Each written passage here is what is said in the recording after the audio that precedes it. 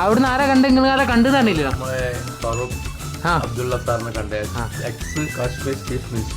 ആരേനും കൂടെ ഉണ്ടെന്ന് പറഞ്ഞത് നിങ്ങളെ വിളിച്ചെന്നാണല്ലോ പറഞ്ഞത്